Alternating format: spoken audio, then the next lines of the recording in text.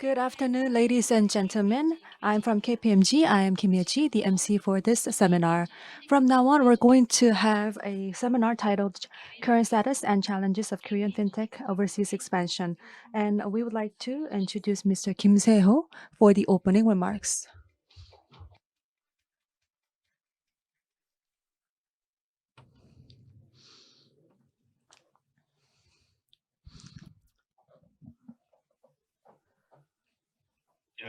Hello, everyone. From KPMG Digital, I'm Kim Se-ho. Again, this year with the FSC and the FinTech Center Korea, we're happy to be here with those organizers for the 2022 Global the FinTech Korea FinTech Week. And then at this point, we have many participants online and offline. We thank you for your precious time. Due to the COVID-19 for the past 2 years, we've only met virtually for this week. But now we're back here in the offline setting, and I believe this will allow us to have a more deep down, more really a meaningful network amongst ourselves. First and foremost, I would like to thank the speakers, and let me introduce them one by one.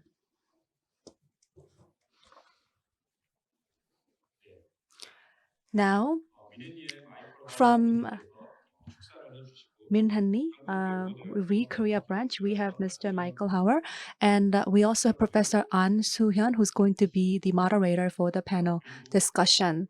And from Gwangjang, the law firm, we have the lawyer Choi Oh-young and Mr. Kang Jong-sung from Asian Global. And from Small Ticket, we have Mr. Kim Jong-un. And from KPMG's ERI, or the Economic Research Institute, we have the director Kim Gyu-rim.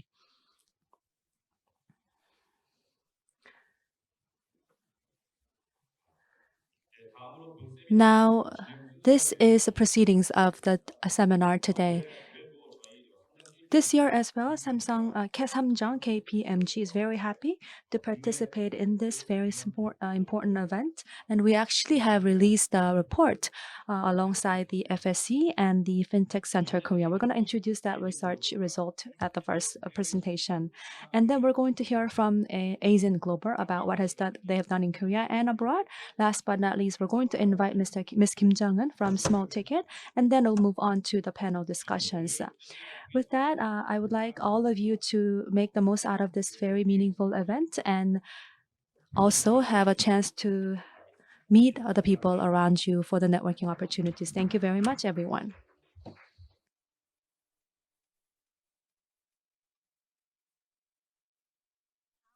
Next, I would like to invite Mr. Michael Hauer, Munich Re Korea branch, the CEO. He's going to give you an opening remarks.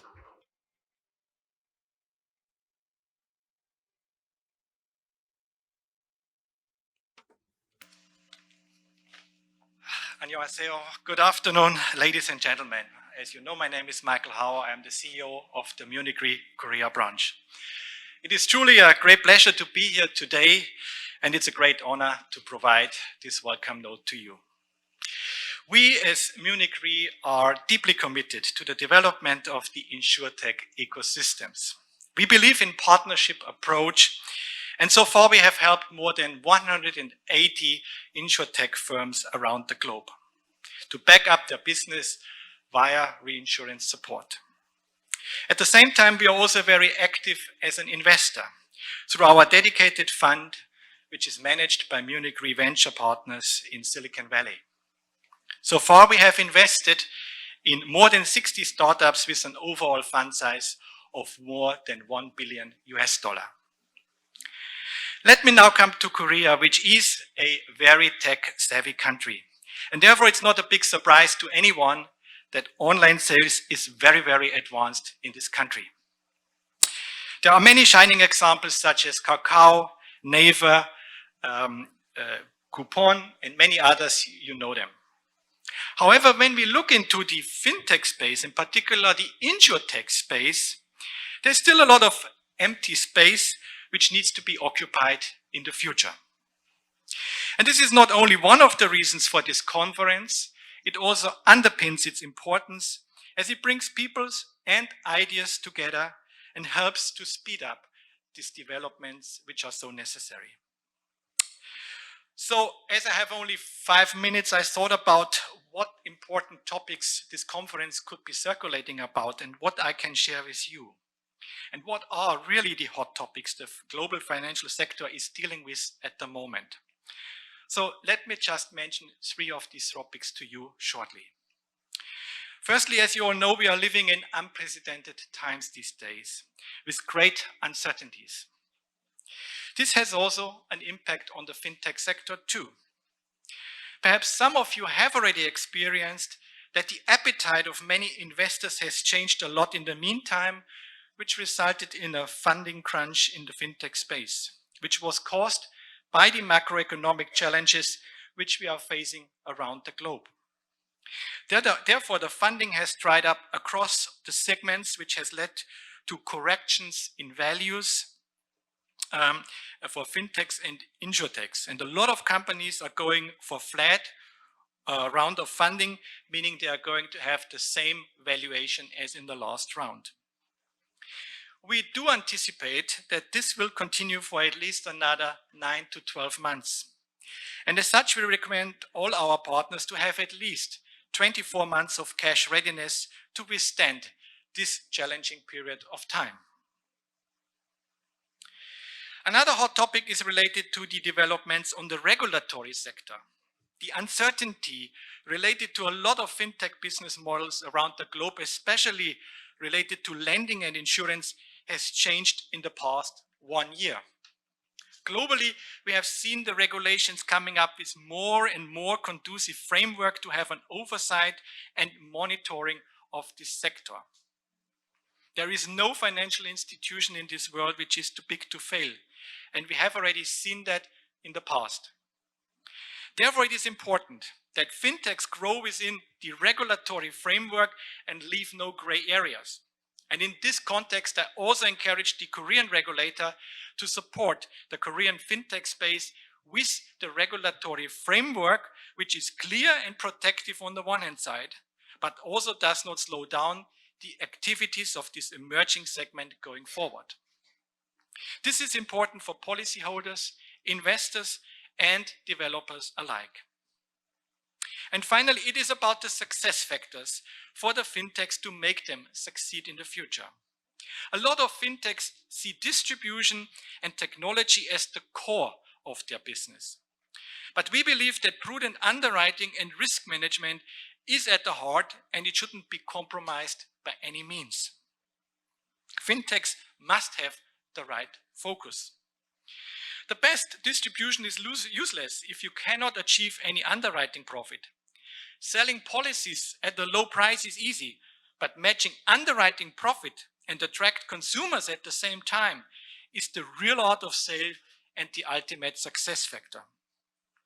As a digital distribution channel, fintechs have the advantage of cost efficiency through lower distribution and administration costs. By using data you have available from your platforms, you can help to improve the underwriting and the risk selection through data analysis and artificial intelligence. Most importantly, you can improve the entire customer experience at the same time. If you are successful in managing these cornerstones, you can be sure that you can create value not only for your customers, but for your enterprises at the same time. Last but not least, let's not forget that despite this is all about digital channels, insurance is still people's business. It is about the needs and the fears of the insured, but also the ideas of others to turn risks into opportunities. Therefore, I'm really thrilled by the fact that there are so many particular young people are active in this industry and also participating in this year's FinTech conference here.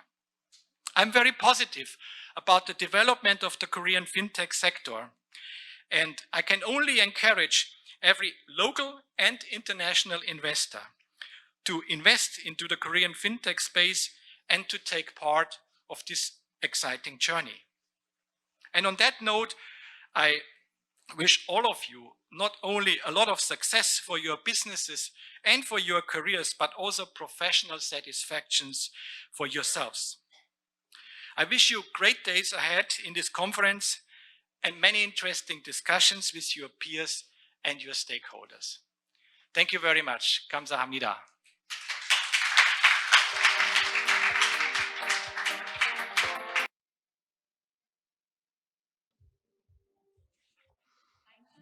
Thank you very much, Mr. Michael Howe, for that congratulatory remarks.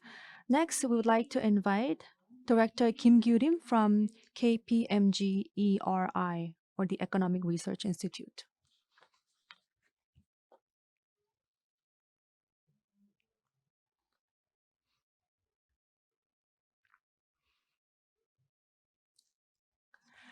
Hello, everyone. As you introduced, my name is Kim Gyurim from KPMG ERI. Today, we're going to talk about global environments, which are the COVID-19, the interest rate, and etc. And we're going to look at how the fintech has been impacted and what direction we're going out to. For the past 20 years, if you look at the global top 10 market capitalization, you can see in 2020, even despite the the uncertainties, there are so many of them. 8 out of the 10 are fintech, financial services, both directly and indirectly. What that means is that many non-financial but fintech are really coming into this market thanks to the convergence that has taken shape for a long time. That means the competitiveness in that regard is very important. For the fintech industry, since 2018, I believe we've really grown in full swing. And through the smart devices, a lot of people are getting access to the financial services, and it is also expanding both developed and developing countries. And for the business model as well, there is a very comprehensive rebundling process that's taking place right now, especially due to the COVID-19. All that has really accelerated, and I believe in the US and also the EU, many of the M&As have taken place, and that is really bringing about the virtual cycle in the landscape of the fintech. After the COVID-19 or during the COVID-19, I believe there has also need for the revolutionizing the sectors. There is also the payment transfer, neobank, lending and credit, wealth tech, and all these different things and are also backed by the infrastructure such as the AI and etc. But not only that, since the COVID-19, digital assets have really been part of other industries, creating the new ecosystem that we haven't seen before. So digital asset blockchains are really becoming subsector of the fintech, I believe, nowadays. And from these kind of trends that we saw, not just in US and the EU, Korea and many other countries are really seeing the improvements in the infrastructure for the fintech. One thing I would like to bring your attention to is that in 2019, US, Asia, and ASEAN countries looked at the seed level funding. And after 4 years of that, which is now, we can look at the funding path that they have taken. In Korea in 2019, out of 61% of the funders also in the seed stage, only 23% of them have gone out from the seed and moved onwards. On the other hand, in the United States, 40%, and the ASEAN countries, about 50 countries. So relatively, that means a lot of people move from the seed. And in Korea, that means a lot more improvements needs to be made so that the fintech can move forward from the seed stage to the others. And let's look at the investment size and who's the big players. In 2020, due to the COVID-19, the fintech really dwindled a little bit. But in 2021, globally, really there was a peak in the investment size. And in 2021 and onwards, annually, about 26.9% growth has been witnessed. And in the early stage, I believe, of the 2021, and annually, by case 40%, and by the actual investment size, that's also 40% increase. So I'm thinking for the time being, depending on the global environment, I think the investment will go down though, because of the situation that we're in. Now, looking at the countries, US and the UK are really the drivers of this. And in 2017 and 18, China investment was really big, but now it has gone down. On recent basis, that gap has been filled by many of the Asian countries. And in 2021 in particular, I think Indonesia and some other Asian countries, ASEAN countries, really saw a big portion of the investment size globally. And by sector, I think the biggest interface with the consumers is really the payment, the direct payment. And globally, you can see that has been the driver of the growth. And in 2021, compared to 2019, the blockchain, digital assets, and asset management sectors saw the biggest growth out of the others. And overall, each sector's investment size has seen the reduced gaps amongst one another. So that means that all of them have rather a balanced investment coming into each sector. So now let's look at the situations in Korea. In 2021, there have been about 506 the 506 fintechs companies in Korea, and there were many new ones out of them. And in the payment, in fact, that's about 60% are really in the payment sector in the overall fintech industry. And during this time of the growth, let's see how the investment has been made. In 2021, there has been about 3.3 trillion Korean won invested into the sector, therefore leading to a very big growth. But since the 2019, the big investment size is really from a very big size, a very big scale M&A deals that were done. And that's why in 2021, the TOS and K-Bank really took up 74% of the overall size. So that's really a small number of a big deal that has taken up the large portion of the overall size. So that means that some others that have not been in the highlight will still need to improve a lot, and they are not really represented very well in the big picture. Another very big important momentum is, of course, the government policies for the fintech, for the innovation in the financial sector. Since 2019, there have been new regulations on the data, and something that all goes down to promote and pursue the open finance. And also for the financial consumer protection has been a big priority for the government. And in 2021 and onwards, fintech and overall financial sectors will have to really focus on the new landscape, a new shift, as for example, the sandbox and etc., that have been the main priorities for the government for many years. So that's the gist of our report, the trends in Korea and also in other countries. And with those, I believe we can also kind of look at what the future holds in 5 different ways. Number one is the collaboration, of course. And with that, super app can really make the competition even more fierce. And second is on the regulation, more regulations.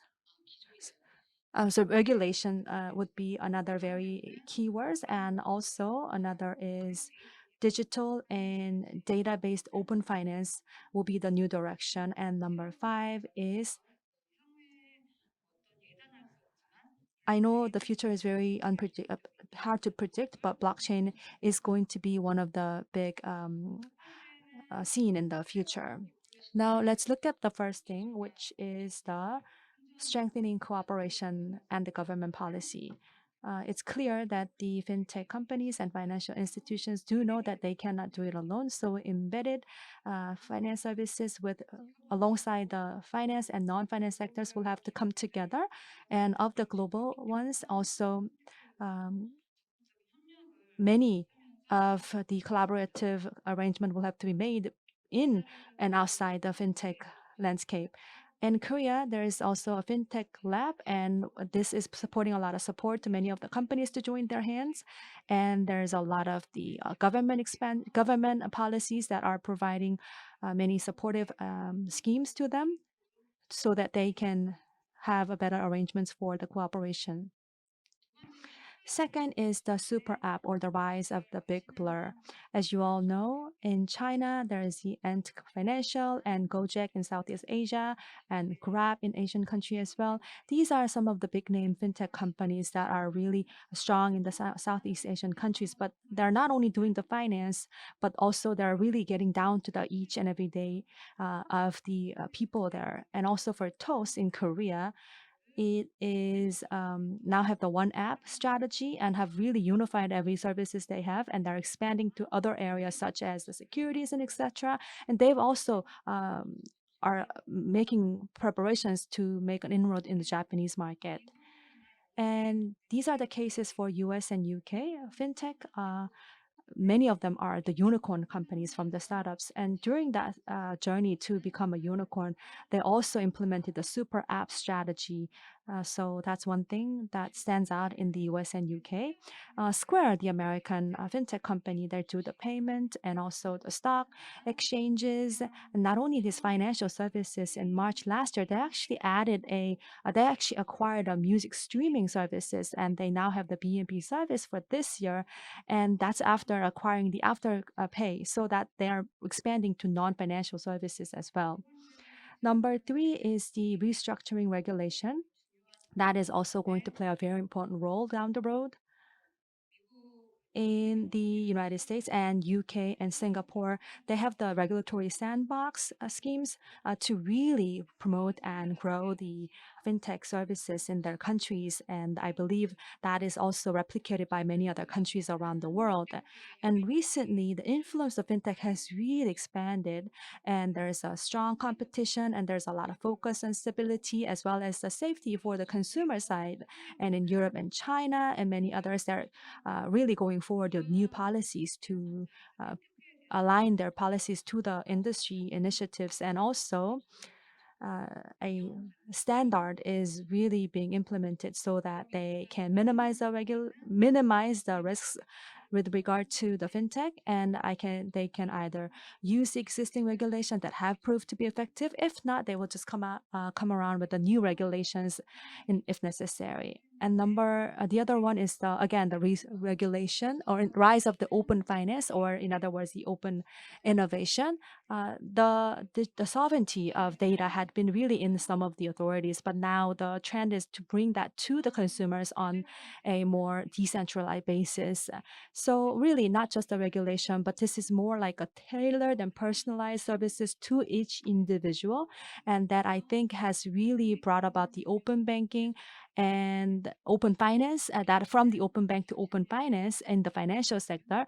Now on the individual level, the data not of the financial services only, but data of any kind of source can be really owned and used by the way that the individuals want. Number five would be expansion of the digital asset ecosystem. Digital asset itself is really changing a landscape with the new ecosystem being created. A lot of transactions have been the focus for the digital asset, but now with the Ethereum Solana, it's a more expansive networks that have been used for the digital asset. And not only that, there are other types of the financial services being really added to this. For example, the virtual economy and the real economy. So really, ecosystem has expanded over time. And in 2021, the global unicorns for the fintech and the blockchain and digital asset related unicorns were 34 of them that have become the unicorns. And in 2022, as of July, the unicorns, if you look at it globally, there's about 1,190 of them, and many of them are digital asset related. And if you look at the valuation of it, that is about 6% of the overall unicorns valuation of this year. So all in all, what I would like to say is that the Korean fintech industry, in comparison to global fintech, we are very competitive, and also we've grown so fast in such a short period of time, for sure. And that is because the regulatory environment and also the collaboration of the non-fintech and fintech industries as well. But as we go down the road and there's more competitions becoming more fierce, that means we need to be prepared for that fierce competition.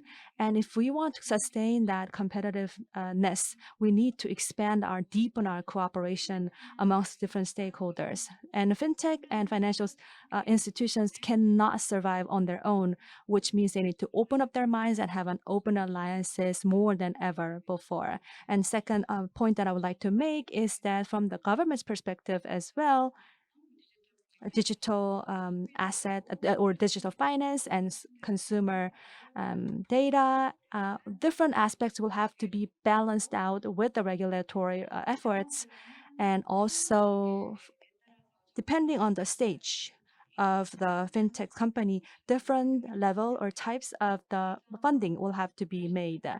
And I believe until next year, we're going to see high level of uncertainty. So we need to get ready for that as well.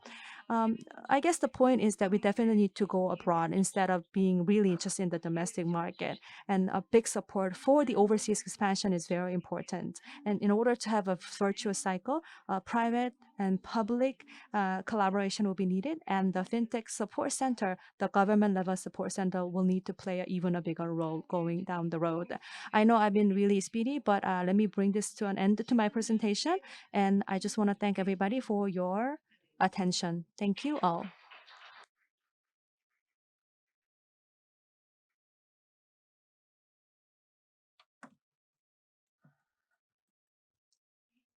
Thank you very much, Ms. Kiri Kim.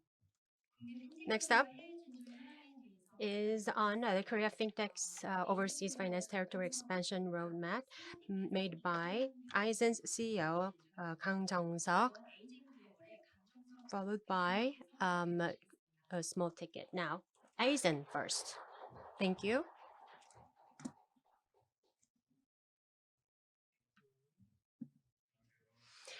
Hello, my name is Kang Jong-seok. I'm the CEO of Aizen Global.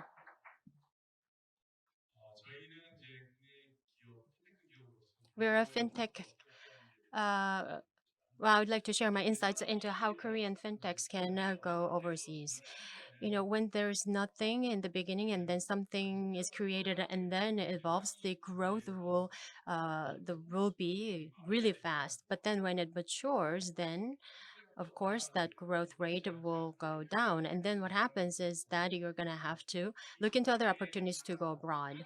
Now, let's see how much land we have in terms of the tech. The GDP, Korea's GDP is 1.8 trillion.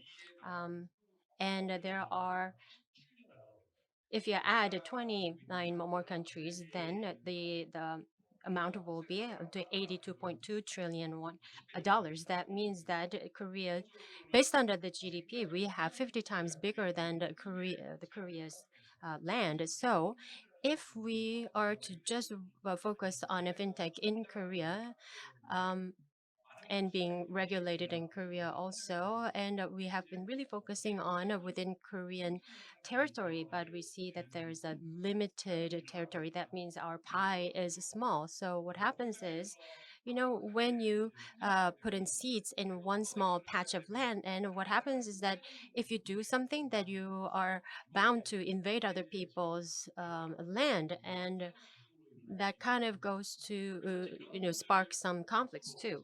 So we're gonna have to see if we were to say the version 1.0 and 2.0 and 3.0, and if we were to lead this industry and really go abroad, then we're gonna have to have some set of strategies. So how are we going to do that? Now we're gonna have to move to a new land, just like how this plant is moving to a new pot.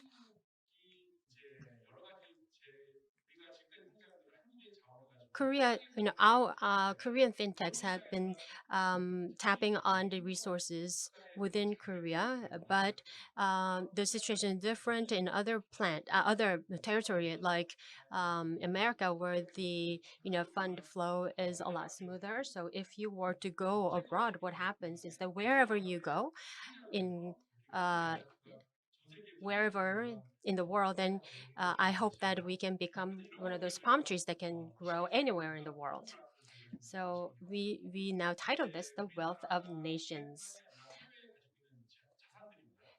This we looked at all the assets available around the world, and Japan has been number one in the world because they have a lot of assets, about to 5 to 6 times more than Korea. And also, in terms of GDP, Japan has been accumulating a lot of overseas assets. So, if we were to do business with other companies around the world, then we will be able to contribute to Korean wealth too. So, Southeast Asia and North America will be our biggest markets. Now, Southeast Asia is growing really fast, and they have a lot of room for even more growth. And of course, North America has data economy, and our targeting market is on the rise too. So let's see, our Southeast Asian area, if you combine these two, they become the fifth largest economy. Now, this is a big economy. So if you look into each country within this territory, um, the Abdi is about 1/6 of our economy, and if you look at the household debt, if it becomes a proxy, then the Southeast Asia is quite low. That means then there's a room for growth in their financial sectors. That means if we make inroads to this economy, then it's going to give us a lot of opportunities. Now, if you look at the digital economy, um, all the fintechs, they carry out the business activities based on digital. So not just in America, but all around Asia. I think it's $80 trillion space, and the collateral for battery, we do the financing for the battery for bikes. So it's a different types of data. The data that comes from the cell phone is a very good source of um, data, but the battery takes up a lot of space in the bike and also the car. So the battery is a good source for data processes. Now we have to see if this is a right time to go. The e-commerce sellers can take up the academy, or the SaaS companies, or in any form. If we do all of our business on the application, that means there's no need for us to transform into digital business because we start off like that. So already the 80% of the 350 million people in Southeast Asian countries are now digital consumers, and their data is being stored on their devices. And during the pandemic, it has expedited all the process, because what happens is that their digital activities have grown up, and also it's getting faster and faster. Now, all these industries were only those cases were applicable to only just a handful of industries, but these days, this is applicable to all the sectors and all the industries. And if you look at just one company in terms of the marketing or the digital analysis or operation or collaborative tools or the storages, these were being done digitally. What that means is that in the future, all the economic activities and all the values of the economic activities will be stored digitally, and that will become more active, and there will be more different diverse financial services available for those. So if you go to Southeast Asia countries, you would think that there's no data, right? But that's a preconception. Yeah, personally, yes, but if you look at the business sector, then the situation is actually the opposite. They are almost paperless and they are almost 100% digital. So, but then if you were to operate on this, simply you just it's not like you just need some data, but you have to process those data. Data come the industry is changing so fast and so becoming large every day. So since lending is our core service, we have to look at in real time. We have to check the credits in real time and process those. So you know you don't you need not just one or two AIs. You will need some 1 billion AIs, and that needs to be running in real time and processing all these in real time. And these AIs have to make decisions on the spot, and it's called autopilot. You know how Teslas are. Teslas go around the road and they capture all the road data in real time, and they make the decisions. And that is what is being done in this sector. So just not in just Korea, but also MAS, Monetary Authority of Singapore, on their monitoring report, there's a Swiss company that did the number one, and we've ranked number two. And of course, the M&A is a sector that one thing that we can really tackle, and we were one of the top 10 in terms of this M&A sector. So we are almost making a autonomous vehicle in this sector.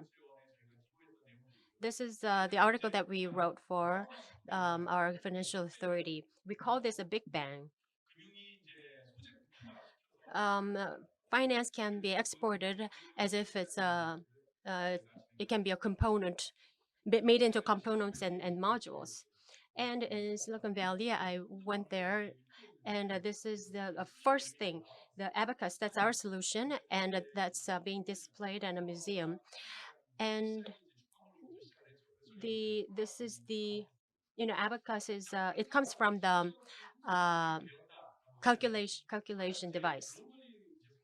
Now, is the model globally scalable? So a lot of financial institutions are thinking about this. Credit Saison is a Japanese credit card company that went to Southeast Asia, and they obtained a license. They applied for it, and they obtained, and they got the accreditation to work to operate there. And another part is that they sometimes do that via partnership, or if there's a lending that happens, you can do the wholesale lending. And since Japan has lower rates, interest rates, so it's easier for them to do this. Now, and also they can make the product into segments, like by Indonesia, Vietnam, Myanmar, Japan, and India. There are different product lines specifically for that country. So, are we going to go there by license or localize us? Since we have a technology, that's our basis. And if we were to just make that into a component of a financial, you can take this out and go out to the local country and then assemble these in the country. So here on the left side, there's the data economy. There are local players. On the right, there are banking partners. And the banking partners are usually local financial institutions like banks. And here we're in the middle. So we get the data from the data economy and process those data and change that to a financial language. So we are like the translation device. Now, this is Bali, where the G20 is going to be used, and this is a bike that will be used at the G20 conference. And you can see this at our booth. As you can see, this bike can generate all the data in real time, and our AI process the residual value, and that becomes a collateral for the financial companies. And so, is there residual value, or is this a safe? And all these have to be certain, right? So that is provided as service. and we have the solution. We do bus in Korea and bikes. Bike is our next target because it's Southeast Asia. There's bikes everywhere, right? And these projects, China is the biggest manufacturer, and it's a Nasdaq company, and they make opponents, and they bring that to Jakarta, and they assemble these components, and then send those to Bali. Now, China, Indonesia importers are managed by European, Northern European company. So this is a global project led by us. Now, for Singaporean government, they give us a lot of supports, different types of incentives. Now, what can we do? Singapore is an open country, so they want to support the flow of funds. Now, the Korean regulators are doing really well, and we are growing thanks to that. But for the companies that have reached the maturity, it'd be great if we can, get the support from the government in terms of making inroads to other markets. I hope that the Korean government, the regulators, they can give us an institutional or strategies so that Korean companies can go abroad. And if we can grow abroad, then the scale will be huge, and the opportunity is huge, and the fruit will be huge also. If we were to put in 100 in the budget, and they say if they have a 100 budget, then they just allocated it into just as kind of segmenting the allocation. But um, if that budget can become a seed for the business to go abroad, then that seed will bear a lot of fruits. So that is why there are a lot of M&As being done. Either American company acquiring Japanese, or other companies that are acquiring lending company, and Apple with British company, and Cross River Bank in B2B fintech is being acquired, and Square is and acquires Australian company. So this is all what's happening out there.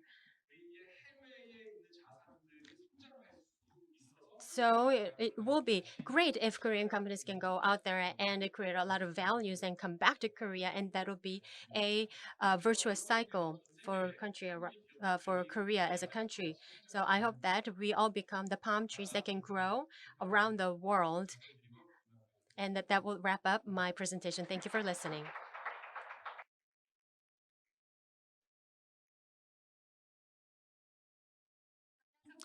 Thank you very much, Mr. Kang, for that. Next, let's invite Ms. Kim Jong-un, CEO of Small Ticket.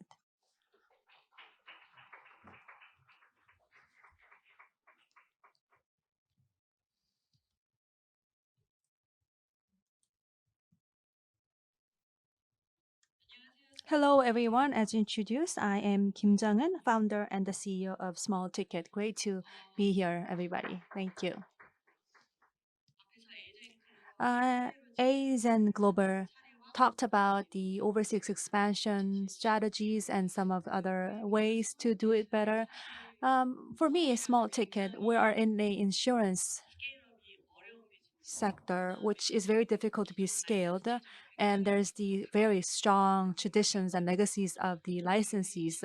Therefore, as an tech company, I will tell you what we do in Korea and what we can do to find opportunities abroad.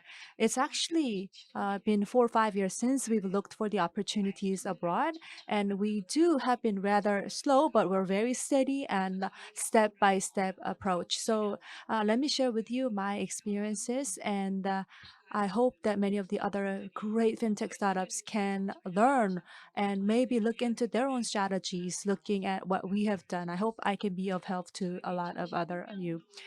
In 2016, we were founded, and tech and mobility are the two areas that we have a B2B, B2C businesses, and that is the two areas that we are channeling all our resources.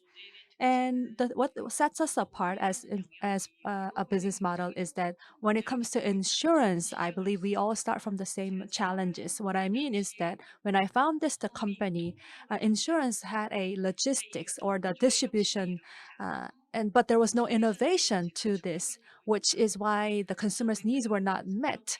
And many companies that are growing, although they have been rather prosperous, they have not been responsive to the needs of the consumers, and a lot of complaints, therefore, and dissatisfaction have come out of the consumers' voices. And I thought if we can bring innovation and do something successful in Korea, I thought I could make it successful abroad the world. So we wanted to start with something universal. And what I said is the insurance products. They all had this 80% rule, which is that all the accidental data and many others behaviors were not well reflected in their strategy. So a risk rate 80%. If we segmentize it, there could be many different subsectors, and that means that we can group people differently, and depending on their unique data, we can provide them different and tailored offerings for the insurance. And that was my initial point. And the risk management platform service was our service when we founded the company. So for the past 5 years, I would like this to be introduced in many other countries, actually. We're the first in Korea to have the on-demand, time-based hourly insurance. On-demand hourly insurance for gig and part-time riders. Like for the regular cars, like the four-wheeled cars, there are insurance policies already for them. But since actually the COVID, we are mostly using the two-wheel, so motorcycles, but there have not been enough offerings as for insurances for these people. So believe we're the only one that provides the on-demand hourly insurance for gig and part-time riders. And for that, we have this data analysis data that have been upgraded. We also have the tech and data-driven risk management method. And as an insurer tech, I believe for the brokerages and also the sales of the insurances, I believe we have great opportunities that we can explore in other countries outside Korea. And second of all, I would like to talk about an area that the insurances do not like to go out to, and that is the animals. And in that particular area, we had the health management system called Pet Ping. So that was the first thing that we did for about 2.5 years within the regulatory sandbox, and it has been rather successful. So for small ticket, both in Korean markets and abroad, the important thing is that we need to see that people understands our values, and that is that both the insurers and the consumers will have to be happy with the win-win strategy, without which we can never bring innovation to the insurance market. So again, that 80% rule will have to be considered to see, and we also need to bring the satisfaction to both the insurers and the consumers, and that will require the new technologies like we have and new ideas, and that is definitely what we'll continue to do. So this data and pet ecosystem, or the specific types of the cars, vehicles like the motorcycles. These are the two areas that we've really focused on. And I believe that we can see really great potentials in Southeast Asian countries, that mobility and the pet needs are strong in Korea also, but the growth is rather fast in Southeast Asian markets where it's attracting a lot of money into the region. Therefore, looking at it from this way, in fact, this Southeast Asian markets players are very much interested in how the Korean market is doing, and we have exemplary cases for them to benchmark. So we've actually seen that interest coming out of our partners in the Southeast Asian country. So we started with the Singaporean office, and just last year we established the Hong Kong Limited last year. So with the mobility and the pet services, we definitely need a platform service, and also in the front service really for the consumers. And not only that, for the B2B, like the insurer to insurer, we need to also have a solution technology for this B2B as well. And we've put all our efforts for all these different aspects. And Hong Kong, the last mile platform companies, and the Vietnam's the motorcycle rental companies, and the biggest women community companies, all of with these people, we have worked so hard to have a collaborative arrangement with different plus players. And there are pros and cons, of course, when we are dealing with them. We're still faced with many challenges for this. Well, insurance is unique because when we make an offering, it's not like we can go out and say, buy it, please, because when it comes to insurance, it has to be the consumers who need it, or we have to make our offerings rather completely different or unique so that we can appeal ourselves to the consumers. Only then, only when we have that needs, we can then create the offerings and then start analyzing the data and then really move on with from that stage. Now, as for Korea, we have started in the Korean market, but for global markets, especially in the Southeast Asian markets, it's not going to be one. It's going to be that if something works in one country in the Southeast Asia, we can probably replicate in other countries. That's one thing what makes Southeast Asian countries accessible. Having said that, many of the cultural elements vary depending on which country you're talking about, as well as the regulatory scheme. So we also need to be careful as to not to be reliant on just one size fits all approach. But sometimes what we do from the small ticket is that we go and sort of like live for a long period of time in a particular country to really learn about the culture and then have a deep and also meaningful partnerships with with those partners. In fact, in Southeast Asian countries, many times they like to meet us face to face instead of virtually. So we were more than willing to go visit them, which was difficult during the COVID-19 time. There were many hurdles due to many of the environment, but we tried our best to really have an really a tight relationship. Now, another barrier is that I think if you've been ever to business, doing the businesses in Southeast Asia, you probably know this, but language is a big barrier.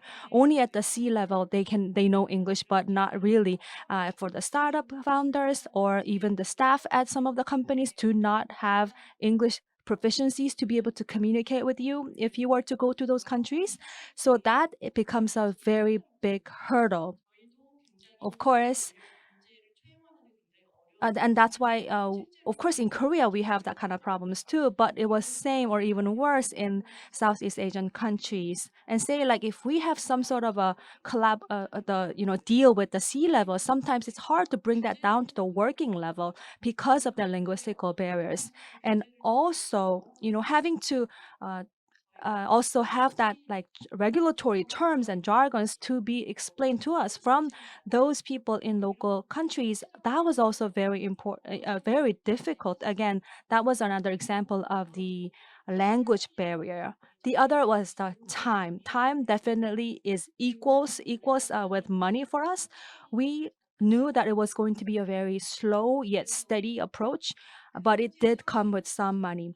And there are economic situations, structural and geopolitical problems that all had to be factored in that could impact the partner companies. If we had wrong calculation, the only thing we could do was to wait with a very important patience, but that also meant that we had to spend a lot of time not getting much profits out of it. So the prediction was important, and many cases in Korea, success case that we were able to garner profits. We studied those a lot, and we tried to speak to many brokers in other countries about these successful cases. And even towards the end of the deal, sometimes there were difficulties finalizing the details or decisions. And I think that's because a lot of times there are limitations as to what we as an individual company can do. What that also means is that there are some regulatory or maybe a judicial or international institutions that can kind of make this process easier, which allows people like me, companies like ourselves, to better prepare ourselves and really maximize and unleash the potentials that we have clearly.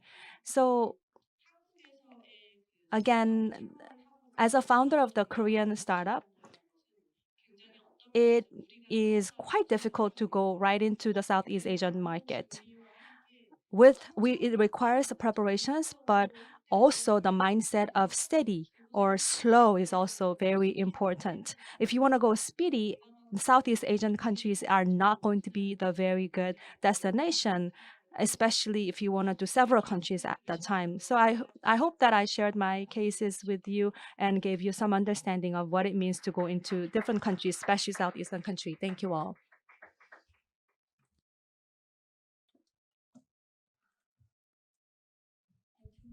Thank you very much for your insightful presentation from Eisen and Small Ticket. Now we're going to have a panel discussion. We have the moderator, Professor An Se-hyun from Hufs.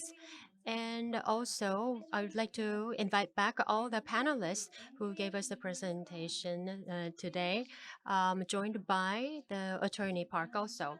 We would like to have some time to arrange the stage. Please be patient. Thank you.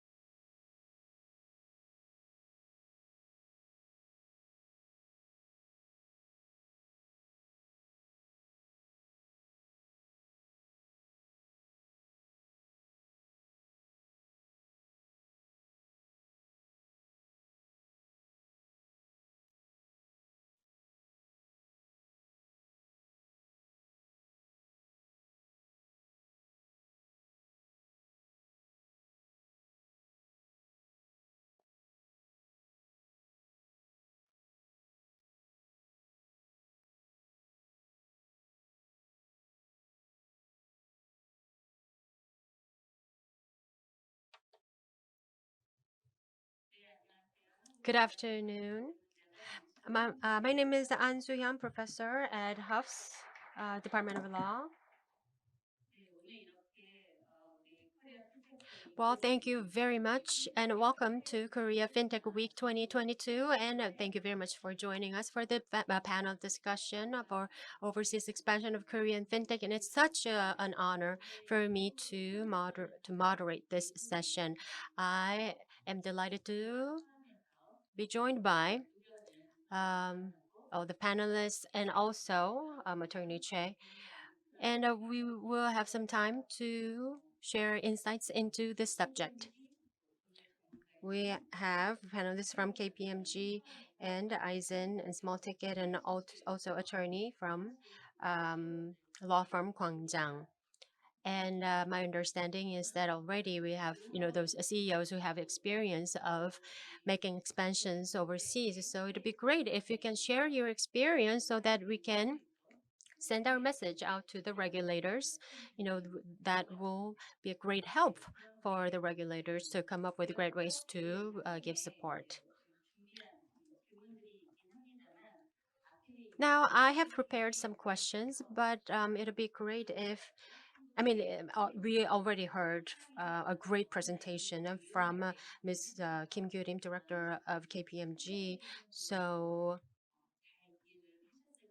it was a great background information for everybody here.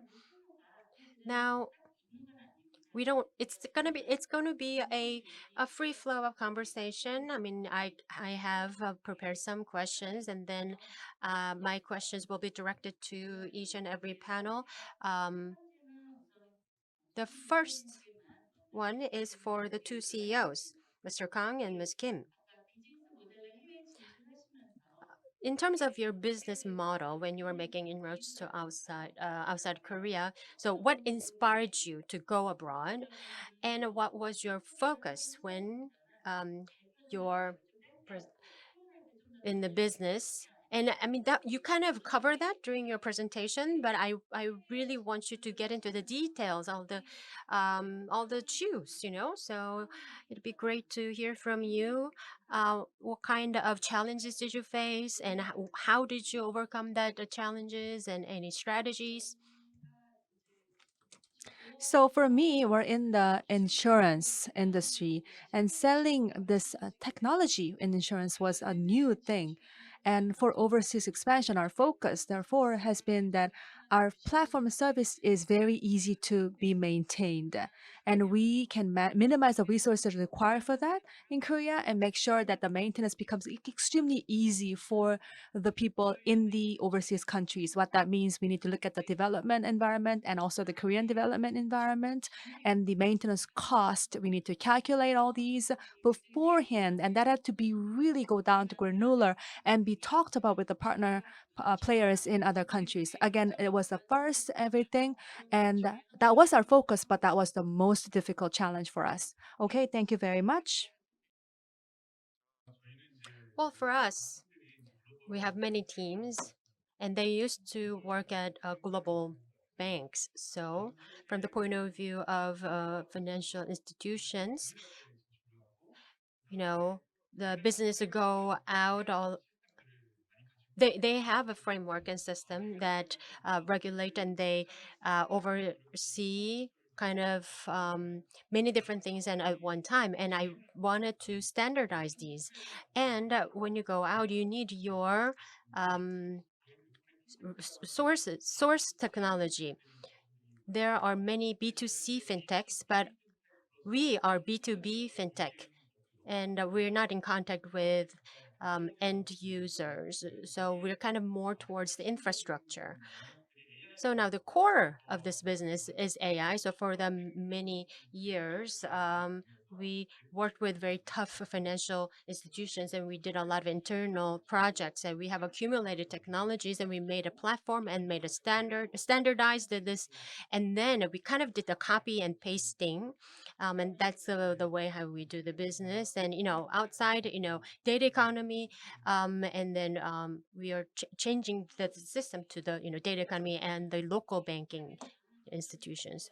So the targeting and the local strategies will be different too, right? So to both of you, one of the things that I talk about when going abroad, I say challenge yourself and also grab the opportunity. Now, within the context, there's a specific reason why you choose a specific country. So, why did you choose that specific country? Do you have any criteria in that selection?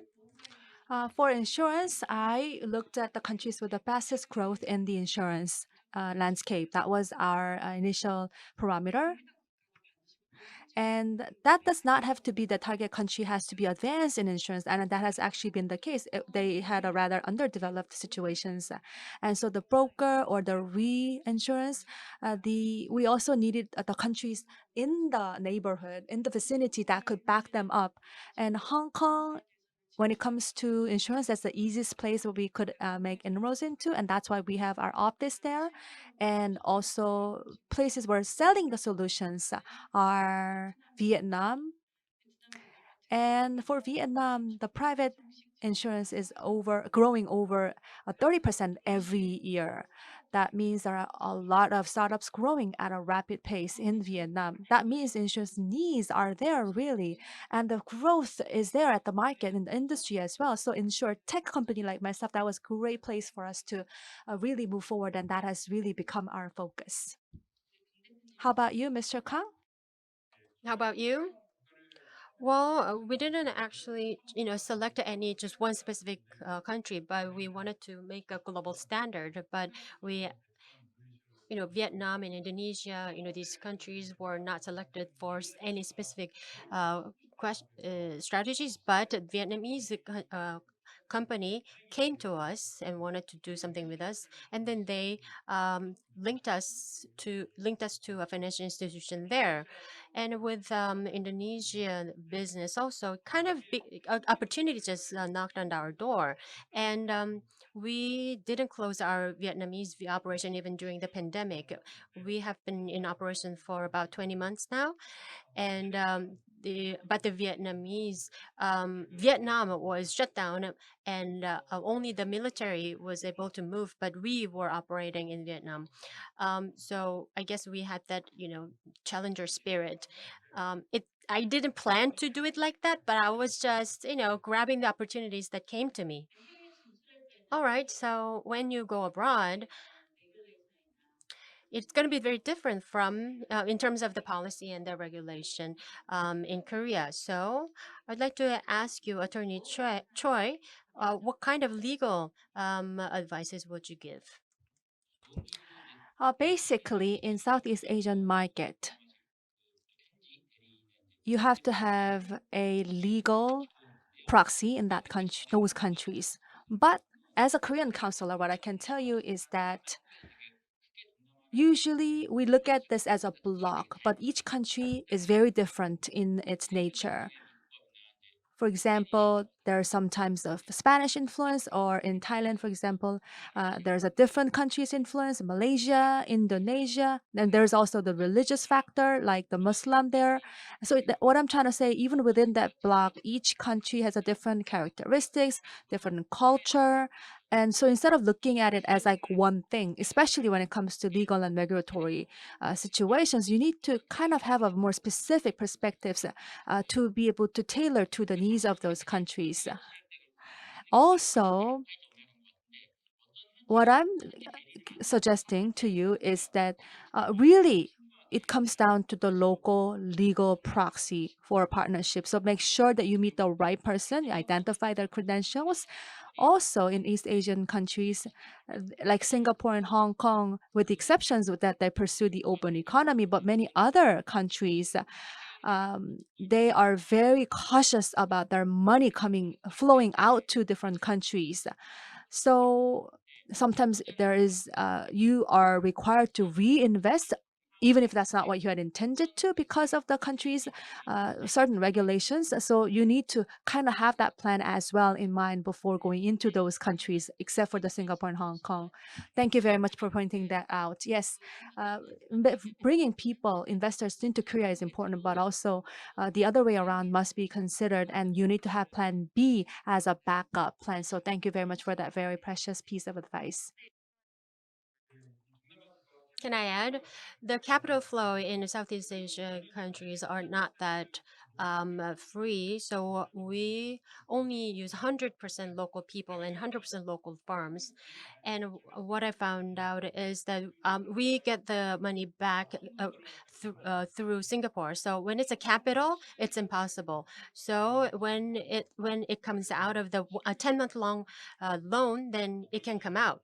So that's one of the ways that you can kind of one of the strategies. I got that information from local people. Oh yes, that's a very expensive tip. Thank you very much. Now I'd like to ask this question to Ms. Kim. Any other piece of advices to you for those of you who are going out to different countries? Well, not really. I guess I can give you that you need to have a better understanding of the markets and the customers in general. But to get more detail, when it comes to demand for the financial services, the socio-economic factors have a very big influence. So that means that because they have a different income level, become socio-economic levels with the Korea, you might have to really think differently. Also, for financial services, social changes are really aligned with their needs for the financial services. Now we've shifted to the mobile world, and sometimes the changes are unpredictable, and that means that in each country, the consumers' changes are very difficult to predict because the changes that we used to see are not being implemented again anymore. And for fintech, their financial services, basically that's financial services, but it is highly related with the income. And we need to find the services that addresses the problems that had existed and reduce the inefficiencies. And with that kind of a business model, I think you definitely need to do a lot of homework beforehand, because even if you're in that country on the site, it takes a lot of time to understand their regulatory systems. And also, second piece of advice I would like to give to you is that as you're doing the business, sometimes it's not moving forward as the way you had planned time-wise. And again, there are a lot of uncertainties and lack of transparencies in some of the countries. So this lack of transparency is something you need to plan ahead and really factor in when you are making a plan. So you also have to have a plan B and be prepared for the delays in the business operations. That means your milestone. That also means your timelines. Also, it also means many of the budgeting issues and investors. So all these factors will have to be factored in advance. Thank you very much. Thank you. Yes, there are a lot of factors, and there are many digital native in some countries, and you're also looking for countries with a growth rate, high growth rate. And we're trying to equip ourselves with the digital tech and with the support from the accounting companies, law firms. You go in those countries. Having said that, no matter how well prepared you are, there are challenges. For example, the changes in the regulatory schemes and also different cultural elements. So yes, definitely a plan B for those will have to be prepared. So thank you very much. I can very much relate to that. Now, the fintech companies, including the two represented here, I think their competitiveness really comes down to the AI and big data. And also in Korea, the AI reliability has been a topic of a controversy. The algorithm is very biased, as some say, and the reliability is compromised in some cases. And I think those concerns will continue to be highlighted going down the road. Now, the Asian Global, you don't meet the consumers face to face, but you do understand that these are some of the issues as well. And so AI and data processing or data handling, those are very important topics for sure. What do you think you can do to ensure the credibility and reliability of the data that you are dealing with, Mr. Miss Kim? I think because we have the hourly insurance for the mobility for the first time in Korea, we have also what's called, we are trying to become the driving behavior based insurance. And we're testing a lot, and there's an internal project going on in the format of the POC, proof of concept. And for reliability, really, from the client's perspective, they, from our client, do not want to offer to the end customers what is not fully tested and what is not fully reliable. So if we apply AI to an insurance offerings, we cannot say that this is complete. I think it's completely early stage at this very point. So we like to also talk about the two-track approach. One is that on a realistic basis, we need to provide and build the reliability with the customer, our clients, so that our clients and the customers can have and build trust. So this is kind of like a sustainable trust building process. And second, the two track is that we need to make sure that technology is backed with the POC that we continue to provide to them, and with the continuous collaboration, I think we can then build based on that technology capability. So that's like the project experiments with them. So these are the two tracks, because either ML or AI, when these are incorporated into the insurance, there are financial authorities like FSS, and over the 60 years, that has never been completely open from what I understand, especially in the Korean regulatory landscape.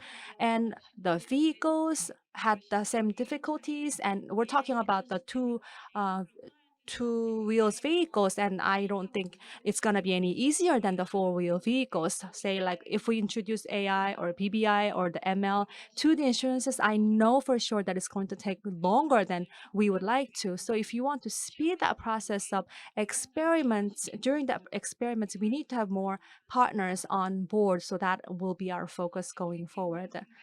And Director Kim Gyuning from KPMG talked about collaboration as one of our messages. I think that message is very well aligned with what you said, Ms. Kim, from Small Ticket. Now, Mr. Ka?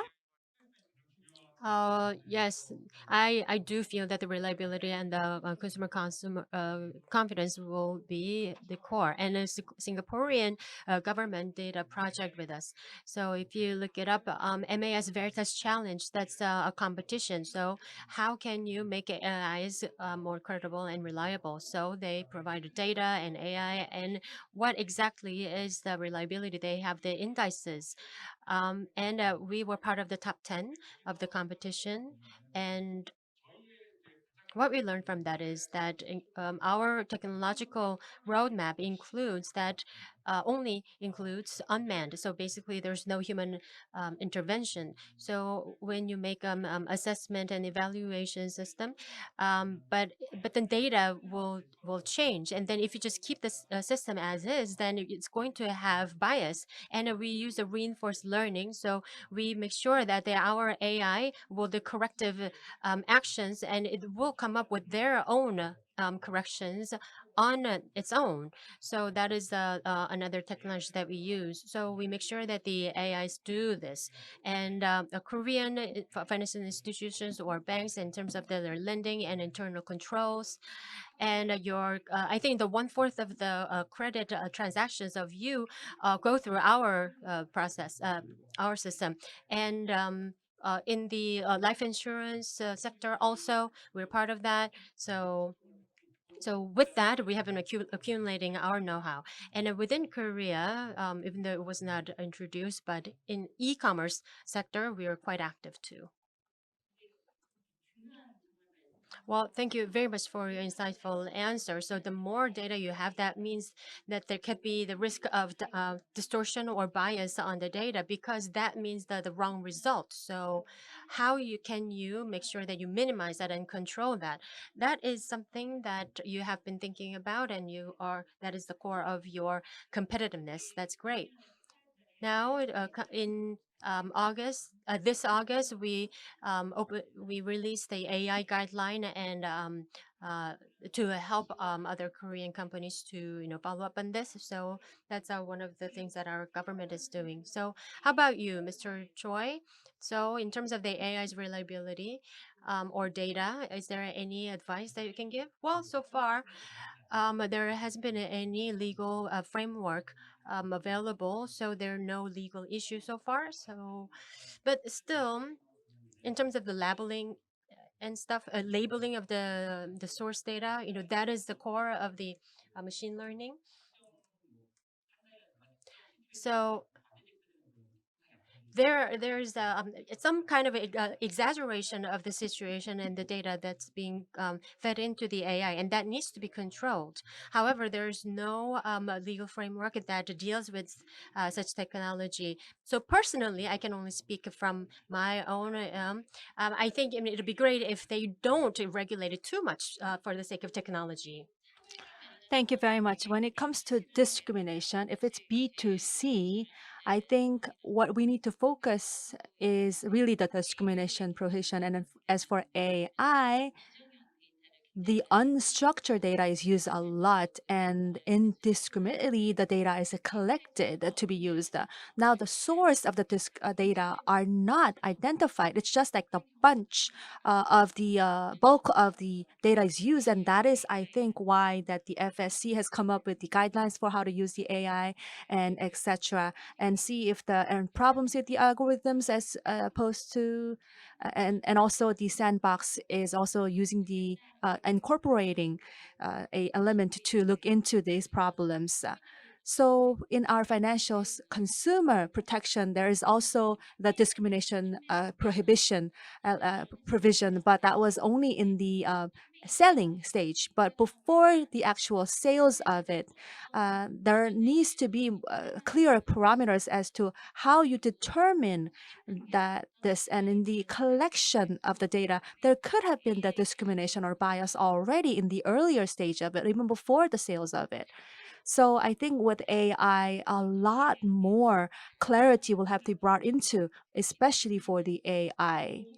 And for insurance, I would say the age or maybe also disease history. The premiums change, but now here as well, we don't have a clear cut as to what is discrimination and what is not. So I think that is a challenge.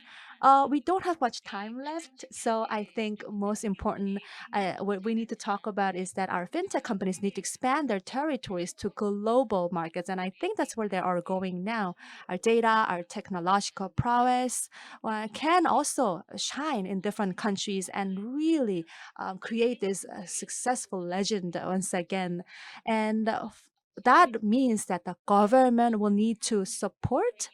And I would like to hear from you what kind of support you would like, or how you could even bring effectiveness to what you already have. Ms. Kim? Yes, when it comes to finance, it is an intangible asset, and usually this is long term, if you know what I mean. So reliability, credibility is extremely crucial.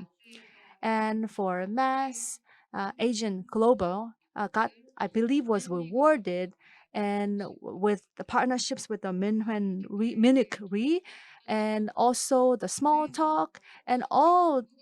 I think I know that there are some concerns about the government, but not just the, I guess, government, but maybe exchanges, not necessarily government agencies, but different types of the institutions can also play a role for have like a challenge programs or competitions or contests where different companies can participate and be selected for their capabilities. I think if we have that, we can really kind of verify our reliability before going into different countries. So government agencies' collaborations are, of course, important. Next, please, Ms. Kim. Well, I'm in the industry of high regulation. As you know, it's insurance. And in Korea,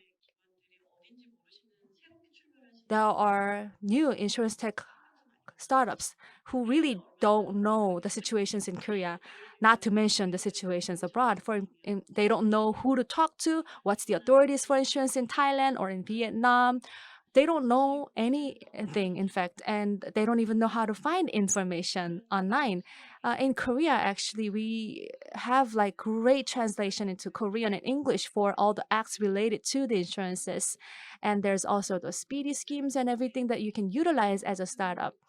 But I can tell you that it's not the same in other countries. They're not very foreigners friendly. They are not providing services that will allow us, meaning the foreigners, to understand their situation better. So in insurance and even in other areas, I think for those that want to start up, they need to be provided with great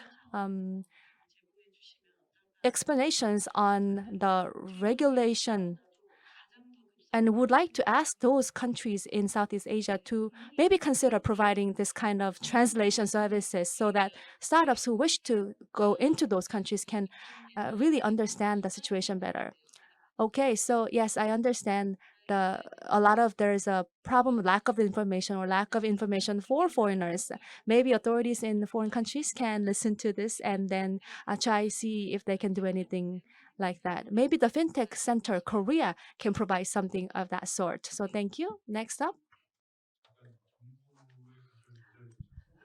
Yes, thinking of this, wearing the government's hat, fintech's wealth, you really need to consider the wealth of fintech. So in terms of the support, if you do that only within Korea, the Korean citizens will enjoy a lot of convenience and enjoy conveniences, then their GDP will go up and it'll be in salary. But if you were to think about just the national wealth, then as if the business goes out to other countries, then it'll be kind of like our colony, like economic colony. So just how you saw in my slide, if we go out and if we become public company in other countries and grow there, then um, the initial investment from government or other, I think that the ROI will be tremendous. It'll be 1,000-fold or something. And then what? And that if the outcome will be huge. So how are we going to accumulate fintech wealth?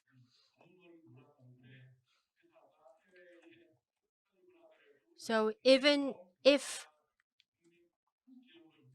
even if foreign companies, if even if Korean companies go out, or even if foreign companies come to Korea, we need to support them indiscriminately so that we can kind of exchange all the wealth together. Yes, I think the fintech DNA is there, and it was a very great title, to grow the fintech wealth. Thank you. How about you, Mr. Choi? You know, well, I looked at some of the events and the cases that deals with the fintech. It deals with capital. It's usually about. I saw that there's a need to make improvement in the capital recover and also payment, and so that it's like it's for either side. So either Korean capital go out or the foreign capital come in. We need to make sure that the investment is revitalized, and we need to come up with the legal framework for that. Yes, well, thank you very much. We were talking about FinTech 3.0, and for that, I think we're familiar with it and we are aware of it. And it's really time for Korean companies to go abroad to provide our products and services to global consumers. And I'd like to go even further to say that you will spread Korean DNA abroad. And you will almost become ambassador of Korean DNA and Korean culture. So I would like to thank all, two CEOs here. You are the representatives of Korean fintechs working really hard to go abroad and also established outside. So it was a great time for us to learn about your philosophy and your insights. And it was also a great time for us to listen to Director Ms. Kim Kyu-rim on all the great information. They gave us great insight into the landscape of fintech, and it gave us hope. We're doing really well, but it was sure from your presentation and that we became sure that there's even more room that we can tackle. And also, Attorney Choi, thank you very much for being here and sharing with us your advice and insight into some of the ways that the companies can utilize to really be active in this end. So we don't have much time, but I'd like to take some questions from the floor if there are any questions. Anybody from the floor? Do not hesitate to ask any questions. Well, I guess the time is up. We were supposed to finish by 2:30, and I think it is 2:30. And I want to thank everybody for participating in the seminar on the overseas expansion of the Korean fintech. Thank you all. This brings us to the end of the panel discussion. Thank you once again to all the participants, and let's give the four panelists a big round of applause. Thank you.